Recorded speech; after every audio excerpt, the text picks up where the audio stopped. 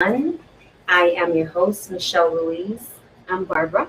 I'm Aleena. Brenda. And together We are one. We thank you for joining us to our next segment of grief. And we want to talk about grief because grief comes in different forms. We also want to remind you that Together We Are One is a women's talk show. It's not a religious show. It's a show based on faith. We are women of faith. We believe in the Lord Jesus Christ. But we're not here to judge and condemn anyone. This talk show is all about being real, raw, and transparent. It's about sharing education, providing education, educating, encouraging, empowering, and equipping everyone. And that's what our goal is, right? So today, there are different stages of grief.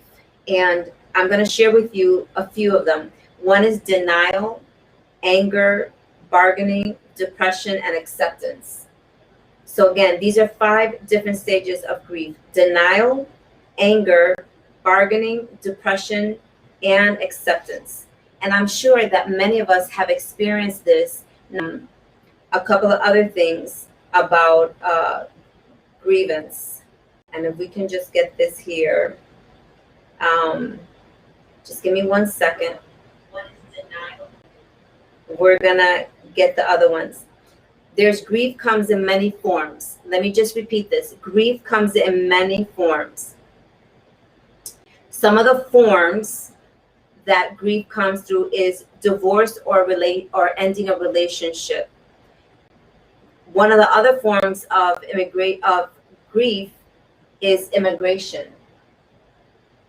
When someone has to get deployed back, right? Job loss, chronic illness, catastrophic injury,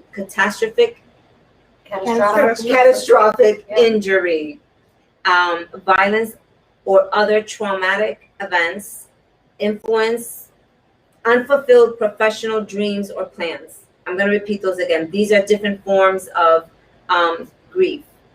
Divorce or a relationship ending, immigration, job loss, chronic illness, catastrophic injury, like you lost a leg, a limb, or something, right? Violence or other traumatic events, unfulfilled professional dreams or plans. So there's different forms of grief, and we've all experienced these in one way or another, right? And so we want to be able to share these different forms of grief, and the hope that while we share with you, that you will be able to identify to it, and not knowing, a lot of times we're feeling sorry, we're feeling like we're in a rut, like we can't get out of it. We don't understand why we're not moving forward, why we're not motivated, we're not encouraged. Why is it that, I'm feeling like this? What's tormenting me? What's afflicting me? And we don't know that sometimes it could be that we're grieving. We're grieving in different forms because, like I shared last week, there was a woman that I spoke with once, and I said to her, what would be a topic that you would want to speak about? And she shared grieving your mother who is alive, and what do you do when she's no longer alive? And that really touched my spirit. Like, it really pierced my heart, because I'm like, wow, I never realized that you can really grieve a person who is still alive, yet because you no longer have a relationship with them, then you're grieving and mourning that relationship that used to be once great, and now because of some situation that might have happened and taken place, you no longer have that situation. So I'm gonna just go around, and I want all of us to share a little bit about some of the griefs that we have experienced, but I need to fix something here, so just bear with me.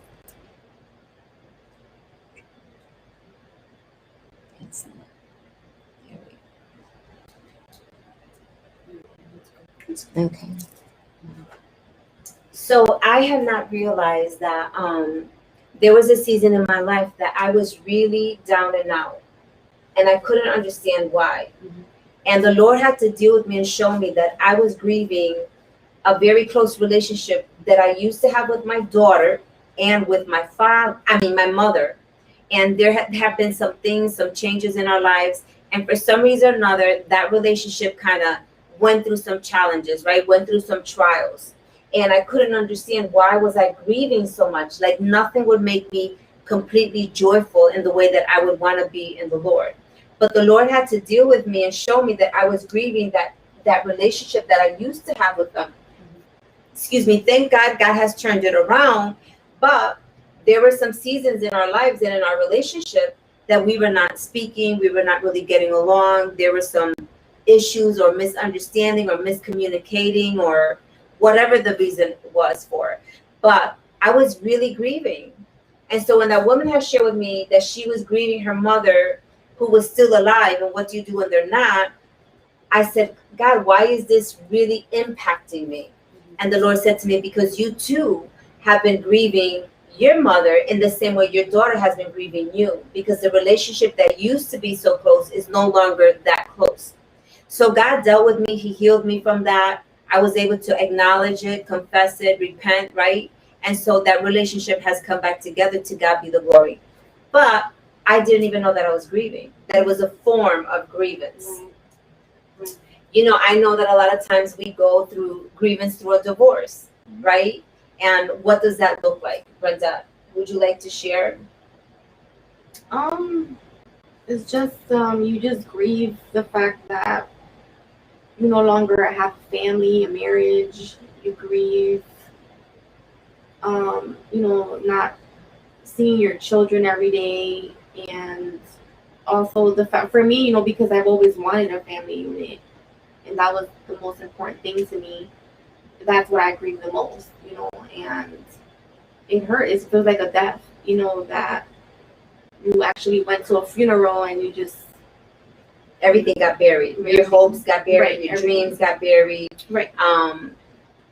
Just thinking that the family got buried. Right. The relationships got buried. So there's different forms of grief. Right. So thank you for sharing. How about you, Aleena? I would say my grief came in the form of depression. 4 years I spent with a group of people. And then after that 4 years, that relationship was no more. And then I came home and I didn't have the ability to speak to them, see them face to face, laugh at the jokes that we laugh at, do things together. And I would say that I was depressed. I would lay in bed and I would get up. I know I had to do stuff. I get up, I have breakfast, then I go back and I lay in bed. Mm-hmm. And I get up and I make lunch and then I go back and lay in bed. Right? So grief comes in various forms. Sometimes it's anger. For me, it was depression. And for me to get over that, I had to carry on with my life, knowing that they are carrying on with theirs, but remember the friendship that I had, but not really more the friendship, but remember like the fun times, the arguments, the disagreements. That was the friendship that we had, right? To be able to remember it and move on and say, okay, now this is another stage in my life that I have to go through. That's what got me out of it. That's what I did. So we're talking about, for you was depression. Brenda, for you, was it denial, anger, depression, bargaining, acceptance, or would you say it's all, if they were all for you? They're all, you go through the stages. The different stages, right? Yeah, first is denial, then bargaining, then the depression part. Not that I was depressed, but I was beating myself up, and I felt this heaviness, and then finally acceptance. So for me to get through that grieving part, I had to accept that it was broken, that there was nothing I can do to fix what someone else broke, right? So that's where my acceptance had to come in, where I was trying to pick up the pieces of this person breaking that, this person breaking this, and I'm trying to hold them on, and I can't. Right. So I had to throw the pieces back on the ground and say, Lord, here, you pick them up now. I had to accept the fact that only God could fix what was broken. Yeah. At what point do you think you realize that? Because some people, again, even though they know it in their head, it's hard for them to accept it. Mm-hmm. And right. I realized that when I did everything that I could do in my strengths and in my own power to try to fix the situation, And finally, when I kept hitting a wall, the Lord was like, are you done? Can I finally take this over now? So, because I was, I was trying my best to just help my children heal and heal myself and try to get other people to understand what they did. And I had to accept the fact that they're not going to understand how they're broken until God reveals that to them. It's not my job to do that for them. And that's what I was trying to do. I was trying to hold them accountable to something that they refused to be held accountable for. And I was like, well, Lord, as much as I'm trying to be a voice, and because sometimes you're not heard and you feel that, that nobody understands you. So I was trying to make people understand the pain that they caused me. And if they're not open to that, you have to wash your hands and say, okay, Lord, here it is. Now you take over. I'm done now. There's nothing more I can do. So can I just ask you, do you ever sometimes we look at the grief that people have caused us, but can we be honest and say that sometimes we've caused just as much grief to them because we've been going through the hate, through the hurt, through the pain, through the denial, that we say things and we do things? Because I know that I've had some couples that I work with, and there's always two sides of everything, right? And there's always one pointing at the other. And so what have I caused? What's the thing? How have I grieved them? Was I overbearing? Was I being controlling? Was I being manipulative? And sometimes because you have been so mentally hurt that you can't see beyond that. Like I had someone, and they were just like looking at one direction. But when you're hurt, you're also saying things and doing things that cause grief. You don't mean to, you don't realize it.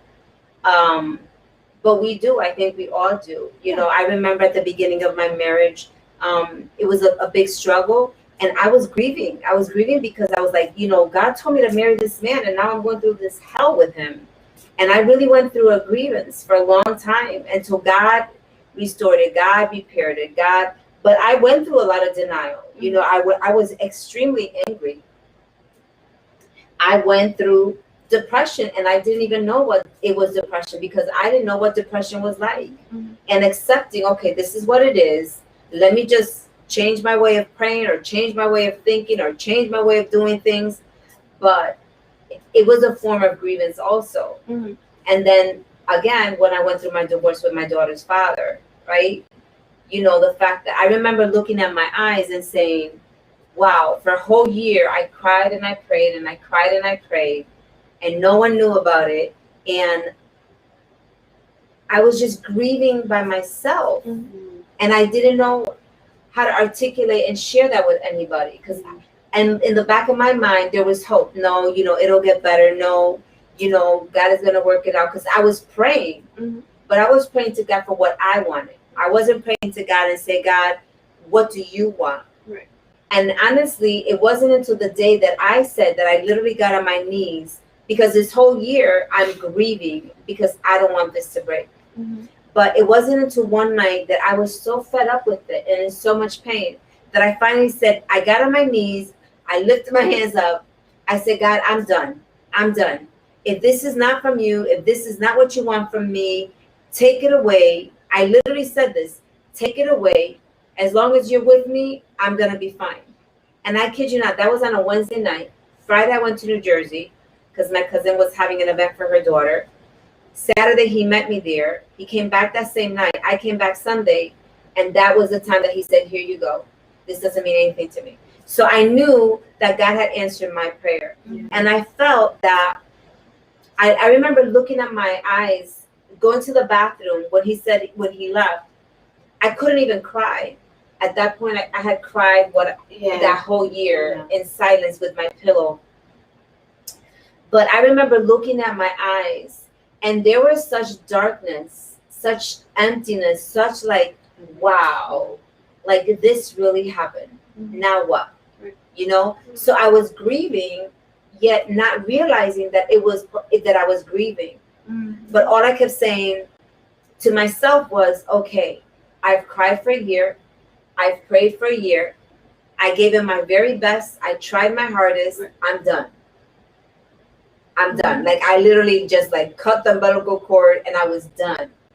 But I didn't realize that I started grieving other stages. I started grieving the fact that I no longer had his family as my family. That was very hard for me because we were very united. So that's another form of grievance. You know, when you get divorced, you know, and I really pray that whoever is considering that, get some help, get some counseling before you go through this process of a divorce, because it's not as easy as you think it is. You know, I went through the process of grieving his family. Now, you know, when holidays would come, I would think to myself, I should be there. Why am I not there? You know, I'm family. You know, this is my daughter's family. I'm family. And I struggled with that for a few years. But again, I was close to them.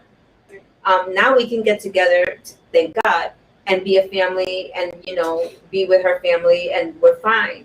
But I went through that grievance also, not realizing that it was part of grievance.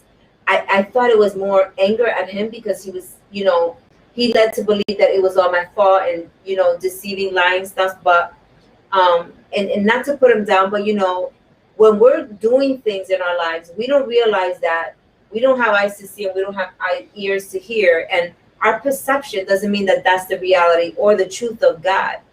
And so we have to sometimes look back and say, you know, what is going on here? Why am I feeling this way? Why am I doing this? You know, where is this feeling coming from? You know, I just had a situation happen a couple of weeks ago, and it kind of like it made my spirit sink in. I said, Lord, and I was struggling. I said, Lord, why did this? What is this coming from? Where is it coming from? And the Lord said, when did this start? And then he showed me the moment that I opened myself to it and I received it instead of being like, no, I don't receive this. And so I grieved for those 2 weeks. And it really had me like feeling oppressed, feeling like I had no energy. But again, it was a form of grievance. And we have to be very mindful of what we accept from when people speak or the things that they do, to not open our heart to them and allow that to grieve us. Because it's a form of grievance. Barbara, will you share with us, honey? I would say I've had a few instances where, like, for me, accepting that there was never going to be like a relationship like with my father, knowing that there were just empty promises that, you know, were said and not done. That was one way that I found myself grieving when I was in my early adulthood. And he would promise to come visit, but like I didn't want to put any, you know, weight on that, in terms of like, I took it as, you know, okay, you're gonna come or you're not gonna come, and it's not gonna change what I do with my kids. It's not gonna change how I feel towards you in any way. It's just, I'm not gonna hold my breath. But would you say that's part of a denial? Because it did, you know, you did go through some depression, you did go through some denial, you did go through, you know, I'm sure anger. I honestly, he was so out of my life that I don't feel like it carried any weight in my heart. Like, I never felt angry at him, honestly. That's good then. Yeah. So that's good for all of us to learn, right? We don't have to carry anger and resentment and bitterness, because that's really just poison and toxic in our spirit. I know that you shared that you had a loved one that you lost last year. Yeah. How was that like? That was tough. My aunt passed away last May, so we just her anniversary was not long ago. So that in and of itself was really hard to accept, because we couldn't see her, That yeah, I think a lot of people that was Yeah. hard for them. That was the aspect of the whole situation that like really really like affected me because I wasn't, you know, it was a time where we were at the height of the pandemic and people Right. couldn't go visit their dying loved ones, like, and all you could do is wait until you got the bad news, you know. And she, you know, she struggled with cancer, so when she got sick, you know, it just took over her body. Like, you have cancer, and you know, you're very vulnerable to anything. So, you know, just I know that she was such a strong woman, like in our family. Like, we would do things together, and we'd go see her, and a lot of our family reunions from our aunts from Puerto Rico and Florida would come to visit. So that was something that, you know, I'm grieving because, you know, she was the one. Yeah, she was the one that kind of brought us together. Yeah, and So maybe you can take over. yeah, you know, that's the thing. Like, I would love for us to see if we can continue that. Yeah. So you can be that bridge to, you know, bring people back together. Because it's important. I don't think that we talk about these things because we really can't articulate, you know, what we're feeling. I know that to a lot of people, you know, when they lose their jobs, they're devastated. I lost a few jobs and I was happy. I don't know why, but I was just like happy. I was like, great. I get to collect, you know, unemployment and get to like enjoy the season. Yeah. There are people that obviously they grieve when they lose a home, when they lose a job, when they lose a car. There are different things that people tend to lose. I'm sure that, you know, I know that my mom, God bless her, she broke her femur a few years ago, and she's still grieving that process. It's been very, very hard on her. She sees when she looks at others that are still dancing and walking, it's very hard for her because she was always dancing and walking and always nonstop. Yeah. And very independent. I mean, she's still very independent, but she's still going a form of grievance. And that's very difficult, especially when you're strong and you're independent, and then something like that happens.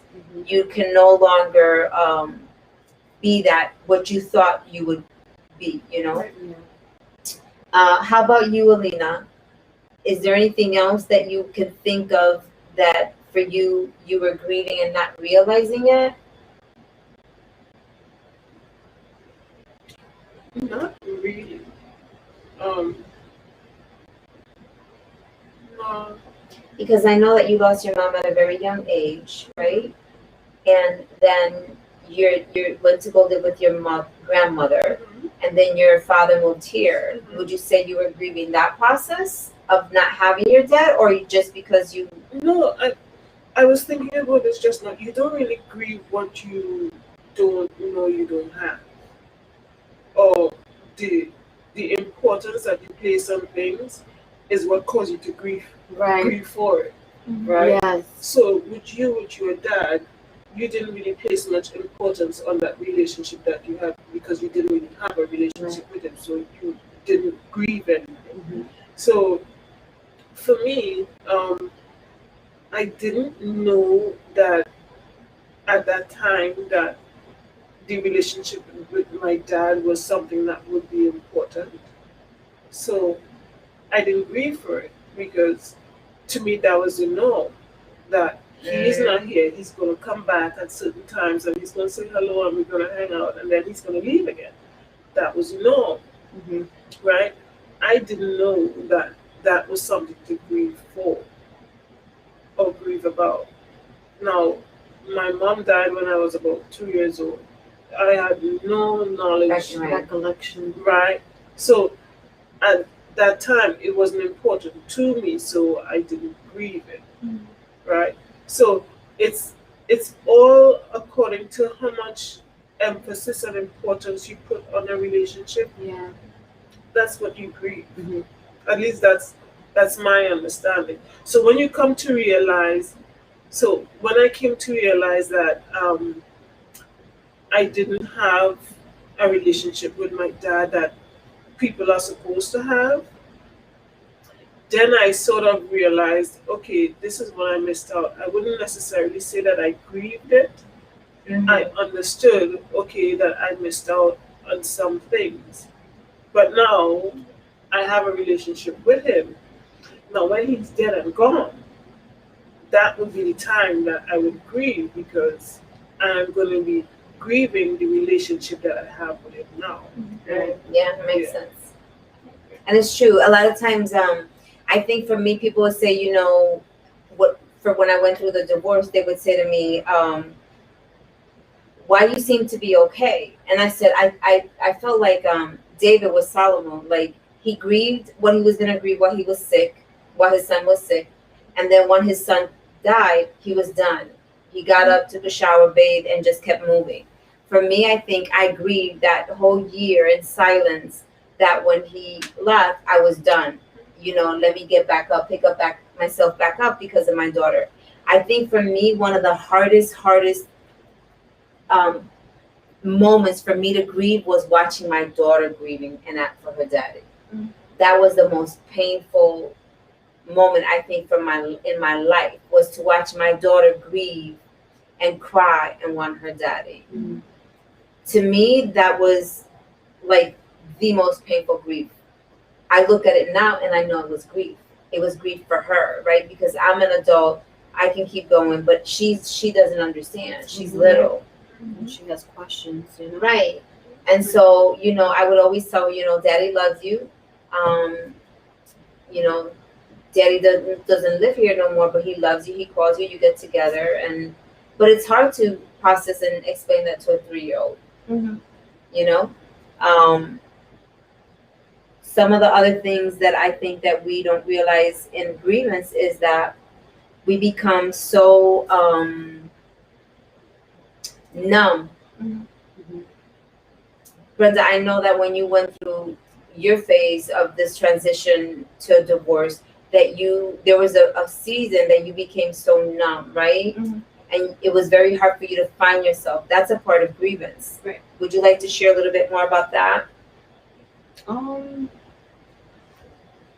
Because you lose yourself, you know, in the process of, you know, when you're in a marriage and you're giving your all to everyone else and you do lose yourself, you know, as you try to fix everything and you see that things are not working out and things are just going the opposite, you do get numb, because you're like, you ask yourself, why isn't this working? You know, and you get to the point where you're just like, I don't want to care anymore. And then that's where the heaviness comes in, where you just don't want to do anything, you don't want to go anywhere, you don't want to be around anyone, and you just don't want to feel anymore, because you don't want to feel that pain anymore. Yeah. So what did you do to help you get out of that? Like, what were the things that you did? Because some people go to therapy. Some people really become mentally ill from depression. They can't get out of bed. They don't want to live. They want to commit suicide. Right. There's so many side effects to depression. They don't want to take a shower. They don't want to eat. They don't want to go out. There's different forms of depression. There was a season in my life that I had gone through depression that I didn't know it was depression. And I could not get out of bed because I was in so much chronic pain in my body. And that was like for 6 months. And I was grieving this process. And I couldn't understand why my body was in so much pain. And I kept praying, but I couldn't even pray either. Like, I wanted to pray with all my strength, but I had no strength. Right. And so, again, for that time, it was me getting on my knees and just crying out to God. Just, Lord, you know, what is this? Take this away from me. And that was very difficult, that season, because I didn't have the energy. I didn't have the strength to get out of bed. And then I realized, oh my God, this is depression. How do I get out of this? What do I do?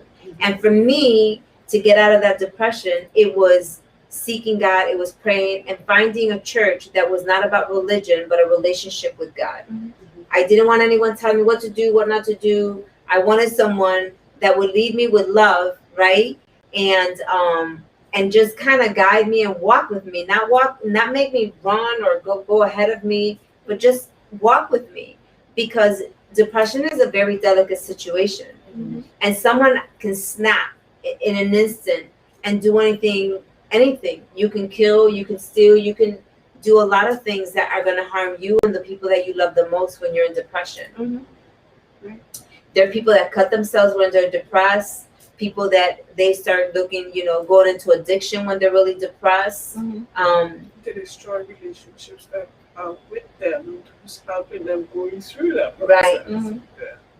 So there's different things that when you're depressed, you can't really see and articulate and understand, this is depression, Mhm. I need help. At what point do you say, I need help? Did you do anything, or did you have an outlet of people to speak with as far as your aunt when you were going through that? Not really, just my friends. Not really, like, I feel like I accepted her passing away. But I think what was the tough part was like I felt like robbed of that particular moment where I could have said my goodbyes to her. So I felt that particular aspect was hard to get through. Would you say that you felt betrayed? Not necessarily from her, but from the No. system? I was upset because it was like, like this whole situation, and I was angry about the fact that we couldn't see her. Mm-hmm. So There were so many that closure people. that you want. Right. There were so many people that encountered that. We know someone who's very dear to our family that she could not see her husband, who was at the hospital ICU with COVID, and he passed away, and they were never able. Her and her children were never able to say their goodbyes, Yeah. Mm-hmm. and that was extremely, extremely hard. And I think for us, out of all of this, what do we want to get from this? Our hope is that we would wake up and say, let's love each other and be good to each other, right? Let's not, so that tomorrow we don't have any grieving regrets, right? Yeah. Because a lot of times, even through a divorce, even through a broken relationship, you go through this time that you regret not making it better. You regret not forgiving or letting go of the past and start, let's rekindle, let's make this work, so that we don't have to grieve. Because a lot of times when so many people, they complain, they're miserable, they don't treat the person right, and then something happens that person is no longer in your life, whether they passed away or whether you get divorced. And then you feel with all this regret, all this resentment, all this, I wish I could have done, I wish I should have done, I wish, we wish, but the truth is that we had an opportunity to make the best of it. We had an opportunity, and I'm not saying this is everyone, right? But some of us, we need to pick and choose our battles. We need to make sure that if we know we give it our all, and it doesn't work out, then we need to be okay with not being okay, so that we don't carry that grievance, But then there's other times that we need to stop nagging. What does the Bible say? A nagging wife is like a drip, drip, drip top of you, and it's uncomfortable. We don't want to get to that point. We want things to get better. What are some of the things that between all of us we want to share here? For me, I think some of the things that we can share that can get us out of grievance. For me, I met a lot of people dancing salsa was a way of getting out of grievance. It was an outlet. For other people, it's working out. Other people, it's eating. Other people is, what are some of the positive things that you can do to help you? Because we don't want to go into eating and become obese that we can't get up. We don't want to, go to the gym so much that we make it all about our body and not about our heart, because we got to take care of our heart in order to heal the hurting heart from the grievance, whatever grievance that may look like. But for me, dancing was my outlet. How about you?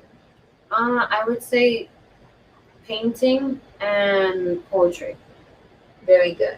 So you do poetry. So that was an outlet for you.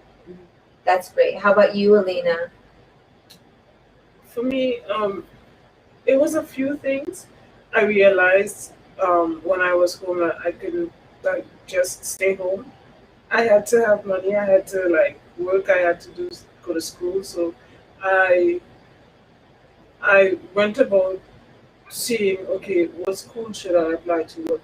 What should I study? And I kind of ushered myself out of the funk of depression. Right. I went to school. I made other friends. I started talking to people, and not just one thing. I went running for sometimes. But a lot of people go running. Yeah. That's, I know, some people that go running when they're having a hard time, they go running. Yes. And that just releases all this tension and stress and grief. It clears the mind too. Yeah. Yeah. How about you, Brenda? Just reading. Reading and educating myself on divorce and emotional healing. Those are my outlets. Some people be like, reading, that's all. I'm like, yes, I love to read. So That's great. that's what I would do to kind of help me understand where I was and what I needed to do, and understand, what depression would look like, what bargaining would look like. Just trying to educate myself in that aspect. So, and that's good. So there's different outlets that you can take, right? I know that a lot of people grieve the loss of their dogs, dog or cat or bunny. But there are some people that really grieve for a long, long time. I mean, it's really difficult for them because they become part of their lives for so many years, right? When you've had them. But there's different outlets and avenues. We want to tell you that some of the things that you should do if you find yourself, in bed, not wanting to get up, if you're not motivated, if you're not encouraged, you want to try to pick up a good book. You want to go online and go to therapy, go to counseling. Tell someone that you love, look, this is what I'm feeling. I never felt like this. What should I do? If you go into church, go to your pastor, go to some counseling. But you need to get help. You need to get help because it's important that you are able to get out of this rut. Because if you don't talk about it, no one's going to help you and no one's going to know because they just look at you like this is the norm. They don't really know. I spoke to a young lady a few weeks ago that was sitting here, and I could see the sadness in her eyes, and she shared with me some things that she's been carrying since a very young age, since her first marriage, and she has literally been grieving since then, and it's been years and years and years. She's still grieving and not realizing it. And so the people, her family always say, are you okay? And she's like, yeah. So to them, that has become the norm, but it's not normal. It's not okay. And if I would say maybe, the longest, I don't know, I'm not an expert on this, but I'm thinking maybe 3 months, but some people take it 6 months, some people a year, and then there's other people that take it for the lifetime.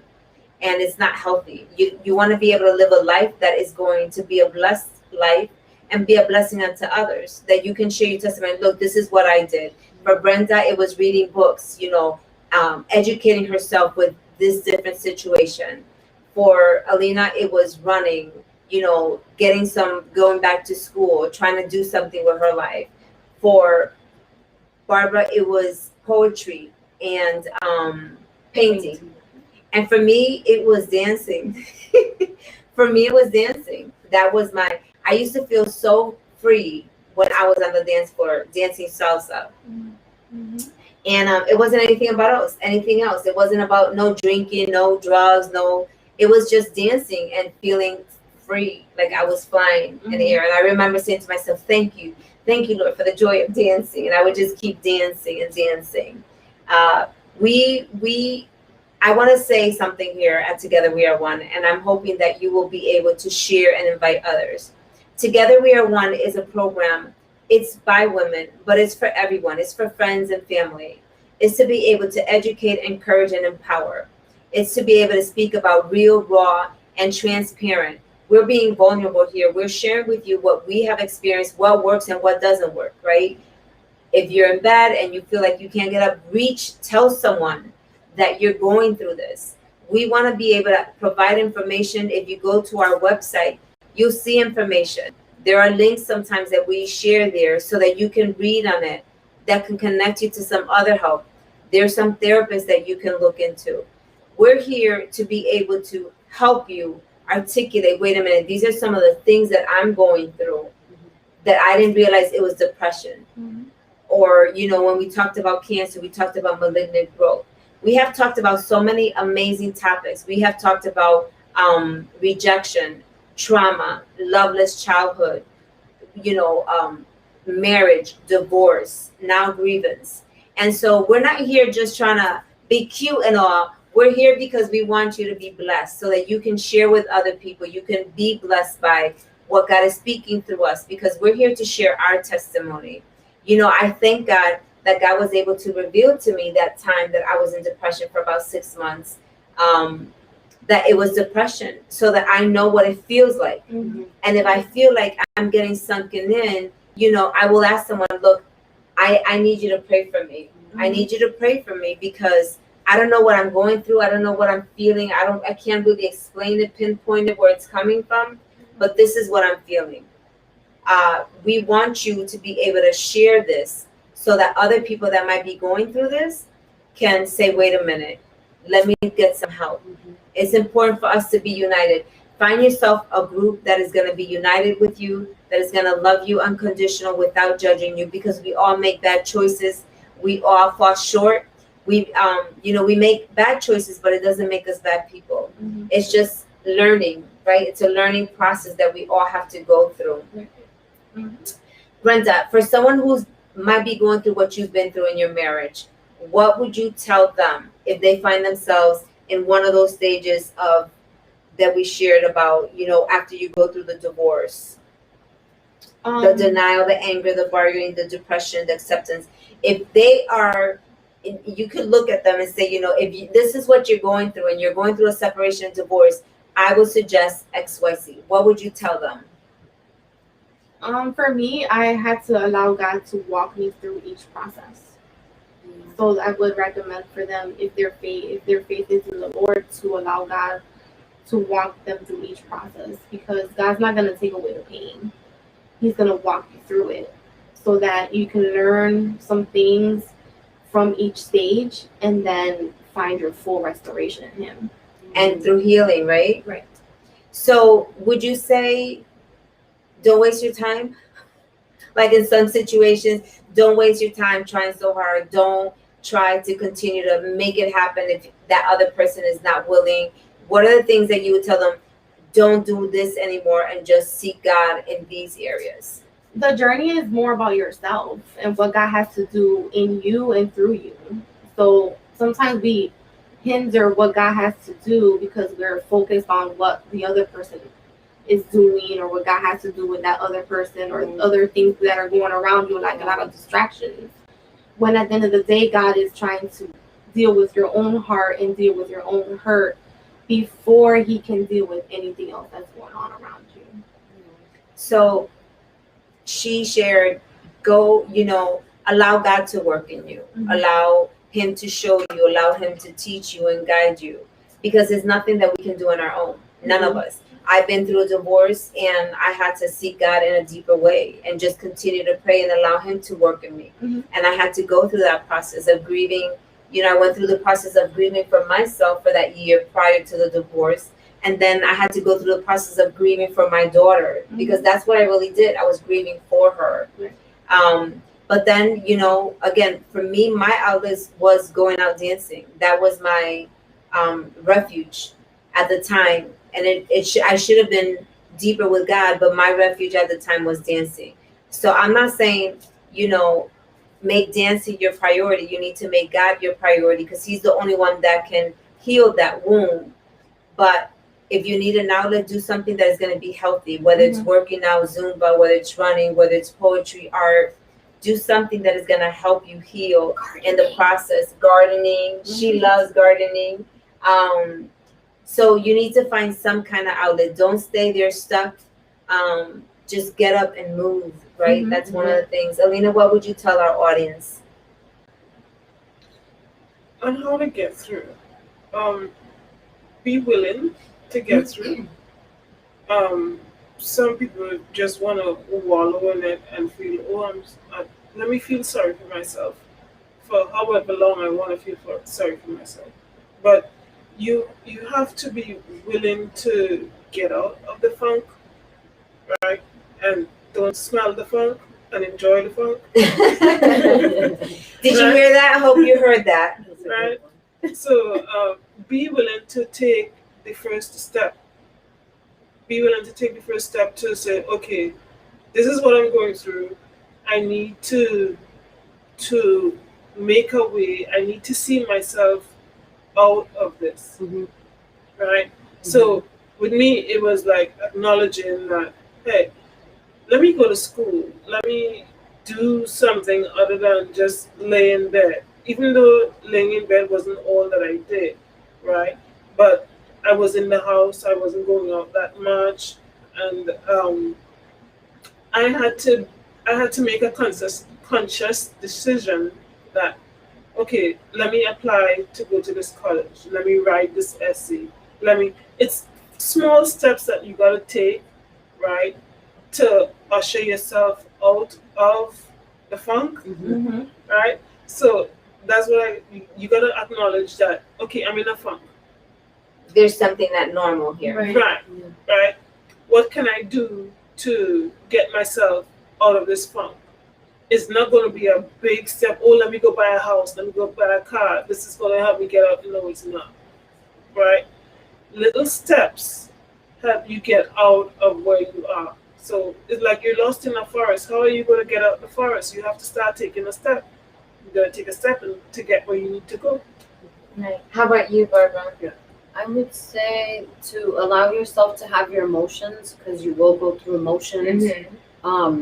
But don't consume yourself in your emotions, because like Aleena said, you don't want to stay in a place of being stuck in that grieving process. Like, you don't want to stay there. Like, God wants to see you at the end on the other side. So you also have to be mindful about some of the things that you partake in, and whether or not you're feeding your mind, your body, and your spirit in order for you to kind of catapult you forward. Because I think a lot of times we, like you said, we wallow in our feelings and we get stuck there for so long. But at some point, you have to, say enough is enough for you in that situation, and to be done with it, so that you can, find yourself moving forward without like feeling, like you're, like there's nothing to do. When there's so much to do. God doesn't want to see you there. He wants to see you out of that pit. Right. So. Would you say there's a lot of people grieving over this COVID? Oh yeah. Right? The normalcy of life. And all the changes. So I think one of the ways of you not drawing or getting into a funk, into depression, is don't be consumed by the TV and the news. Oh yeah. Because that will make you depressed. Right. There's a lot of people in depression and fear, anxiety, because they are so consumed with what's going on. Yes, there's a lot of disaster. Yes, we need to pray for Afghanistan. We need to pray for all the nations, for Haiti. We need to pray for here. We need to pray for the president, for everyone, that God would open their eyes, that the shackles will fall off, because there's so much evil and wickedness going on. But if we stay stuck on TV and we're watching it 24/7, trust and believe you are going to get depressed. Your fear is going to escalate. Your anxiety is going to escalate. And that is going to lead you into depression. You're not going to want to leave your house. You're not going to want to go around anybody that has the COVID shot or not. You're just going to be so consumed. Right. And being consumed by the things of the world is not healthy for you. You're just allowing for the enemy to really get a hold of you and just have you fall in depression. And so if the enemy can have you fall in depression, then guess what? That's another victory for him. And God doesn't want you to be in depression. He wants you to live a life of joy, and your joy can only come from Him. People cannot make you happy. Money cannot make you happy. It helps, but situations, you want to have the joy of the Lord, which is the only thing that can make you fully happy, is through having a relationship with the Lord. I know we're done a little bit early today, but I just hope that if you have any questions, if you have any comments, that you leave them there. We will not be on air next Friday. It's my parents' anniversary, so we're going to take them out. And then next month, we want to talk about depression. We're going to talk about depression. We got a head start. We got a head start about depression. Because depression is very real for many people. Very real. And I don't want to get into too much, but there's so many youth that are living in depression, and they don't realize that. They're so consumed by the things of the world and the news and what's going on. They have all this anxiety, all this fear, and it makes them depressed. So they feel, why should I go to school? Why should I do this? Why should I do that? I'm not going to live, or this is going to happen, or I might get sick, or I might die, or, Right. And we want to speak life into that. We don't want people to continue to be deceived by the darkness of this world.